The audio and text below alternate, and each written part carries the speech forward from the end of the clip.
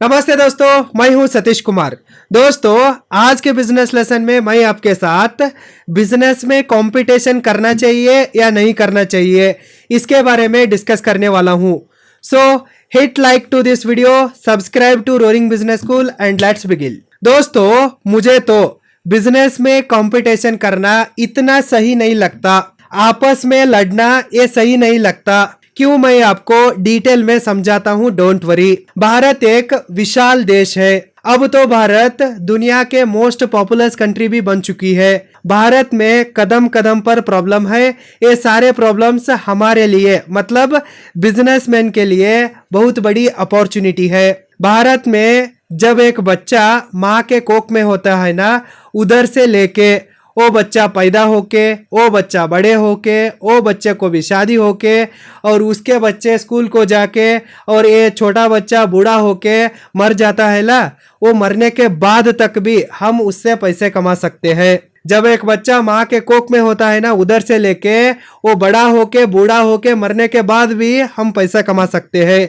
भारत में इतनी सारी अपॉर्चुनिटीज है। यदि हम भारत में अच्छा बिजनेस करते हैं तो अच्छे से लोगों को वैल्यू फॉर मनी प्रोडक्ट्स को देते हैं तो क्वालिटी प्रोडक्ट को देते हैं तो वैल्यू फॉर मनी सर्विसेज को देते हैं तो हम इतना पैसा कमा सकते हैं ना, इसे गिनने के लिए मशीन्स को लाना पड़ता है। इतना सारे अपॉर्चुनिटी होने के बाद भी हम सारे बिजनेसमैन एक बड़ी गलती को कर रहे हैं। वो गलती ये है कि हम आपस में कंपटीशन के नाम पर लड़ रहे हैं, एक दूसरे को डायरेक्टली और इनडायरेक्टली मारने की कोशिश कर रहे हैं। बिजनेस राइवलरी में बहुत सारे लोगों का जीवन बर्बाद हो रहा है। बड़े कंपनीज ये काम को कर रही है, लेकिन छोटे मोटे बिजनेसमैन भी यही कर रहे हैं।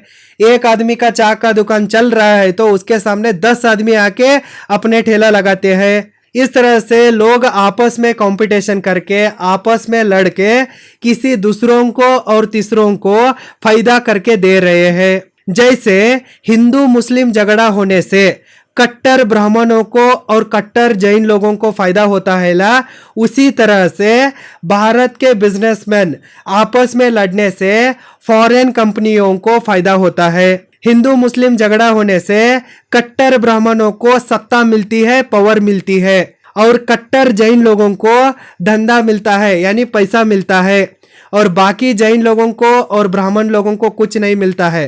वो भी हम जैसे गरीब है और बहुत मासूम है, उनका कोई कसूर नहीं है। सिर्फ कट्टर जैन और ब्राह्मणों को फायदा होता है हिंदू मुस्लिम लोग आपस में लड़ने से। सेम उसी तरह जब हम भारत के बिजनेसमैन आपस में लड़ते हैं ना, फॉरेन कंपनियों को इसका फायदा होता है। इंडियन कंपनियों के झगड़े में फॉरेन कंपनियां भारत को लूट रही है।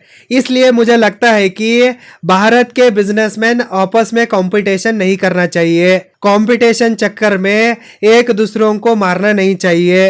राइवलरी के नाम पे खुद बर्बाद होने के साथ दूसरों को भी बर्बाद नहीं करना चाहिए। ये इसलिए हो रहा है कि भारत के सारे राजनेता और मीडिया हाउसेस फॉरेन कंपनियों के साथ मिले हैं और उनके साथ मिलकर डिवाइड एंड रूल फार्मूला को लोगों के ऊपर प्रयोग करके देश को दिन दहाड़े लूट रहे हैं। भारत की संपत्ति विदेशों में जा रही है और स्विस बैंक में सड़ रही है।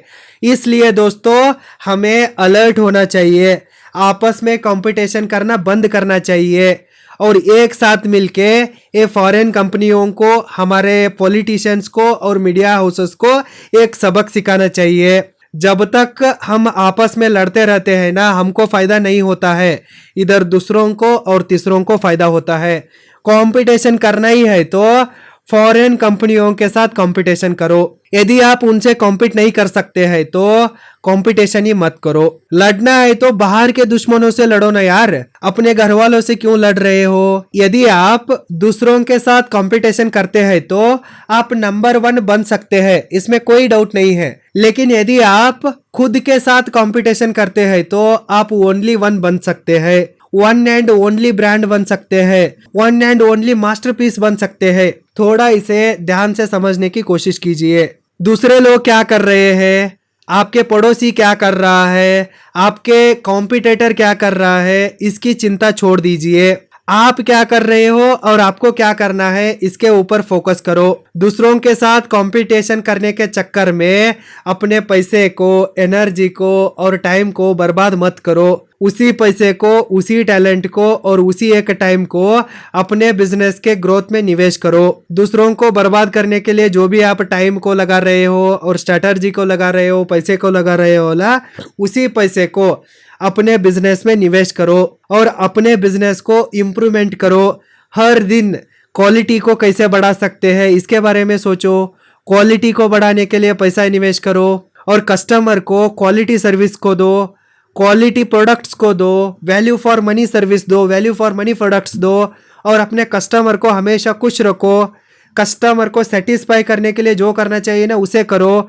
इस तरह से आप खुद के साथ कॉम्पीट करो, तब आप ओनली वन बन जाते हो और पूरा मार्केट ही आपका हो जाता है। जो लोग बुरा कर रहे हैं, जो लोग फालतू में दूसरों के साथ लड़ रहे हैं, वो बर्बाद हो जाते हैं और आप अपने आप से कॉम्पीट करके टॉप पर जा सकते हो और हमेशा सेफ रह सकते हो और खुश रह सकते हो, सक्सेसफुल भी रह सकते हो।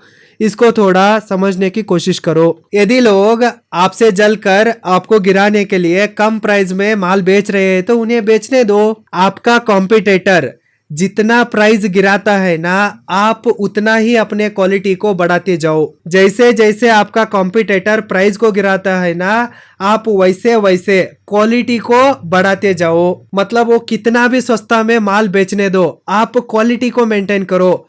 कस्टमर को हमेशा क्वालिटी प्रोडक्ट को दो, क्वालिटी सर्विसेज को दो। कस्टमर को एक ना एक दिन समझ में आता ही है, उधर सस्ता मिला तो भी नहीं लेना है भाई, उसमें क्वालिटी नहीं रहता है। इसी बंदे के पास जाना है, इसी प्रोडक्ट को खरीदना है।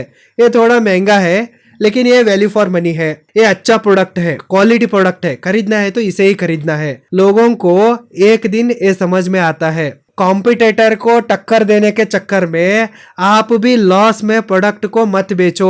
वो 10 रुपए कम करता है तो आप 20 रुपए को कम करना, वो 20 रुपए को कम करता है तो आप 40 रुपए को कम करना।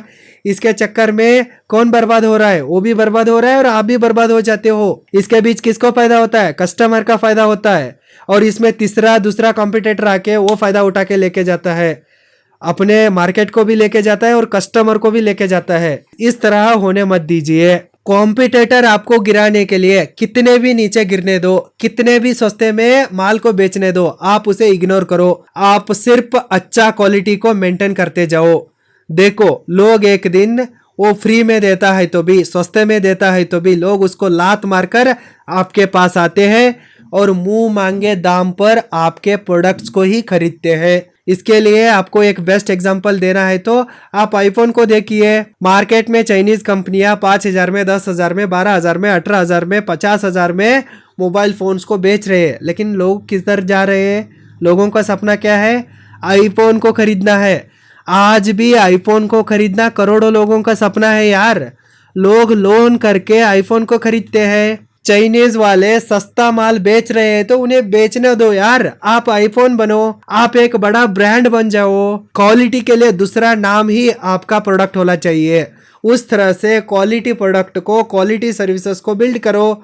लोग झक मार के आपके पीछे आते हैं और लाखों देख के भी आपका माल ही खरीदते हैं। आईफोन है ना, लोग आईफोन खरीद रहे हैं ना, लोन करके खरीद रहे हैं। उसी तरह आपका प्रोडक्ट होना चाहिए, आपका बिजनेस होना चाहिए। कंपटीशन करना है तो इस तरह का कंपटीशन करो। वो छोड़ के वो 10 रुपए में बेच रहा है तो आप 8 रुपए में बेचना, जब वो 8 रुपए में बेचता है तब आप 5 रुपए में बेचना है, तो इसको कोई बिजनेस नहीं करता। दोनों भी बर्बाद हो जाते हो। जो सस्ते में बेच रहा है और जो सस्ते में खरीद रहा है ना, दोनों भी बर्बाद हो जाते हो, इसमें कोई शक नहीं है। इसलिए इस तरह का कंपटीशन करके, रैट रेस करके खुद बर्बाद मत हो जाइए। ऊपर उठने की कोशिश कीजिए, नीचे गिरने की नहीं। इधर और एक बात को समझने की कोशिश कीजिए और इसे अच्छे से समझिए। जैसे आपको beautiful wife and cute children है ना, उसी तरह से दूसरे बिजनेसमैन को भी खूबसूरत पत्नी होती है और मासूम बच्चे होते हैं। यदि आप बिजनेस कंपटीशन के नाम पर किसी के साथ राइवलरी करके, किसी के साथ दुश्मनी करके उनको मारते हैं तो आगे कोई ना कोई आके आपको भी मारता है, तब आपके पत्नी और बच्चे भी रोड पर गिर जाते हैं। इसलिए ऐसे फालतू चीजों को मत कीजिए। भारत एक विशाल देश है, इसमें बहुत सारा पैसा कमा सकते हैं। भारत आज भी सोने की चिड़िया ही है, इसमें बहुत सारा खजाना अभी भी छुपा है। आप दिन रात भारत को लूटते हैं तो भी भारत का पैसा खत्म नहीं होने वाला है।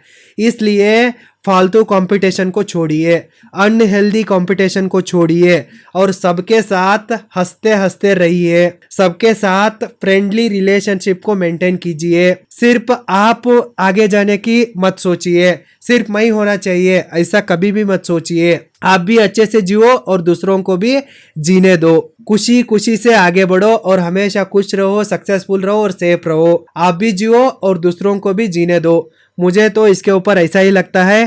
कंपटीशन के बारे में आपको क्या लगता है, इसे हॉनेस्टली कमेंट कीजिए। फिर मिलते हैं, धन्यवाद।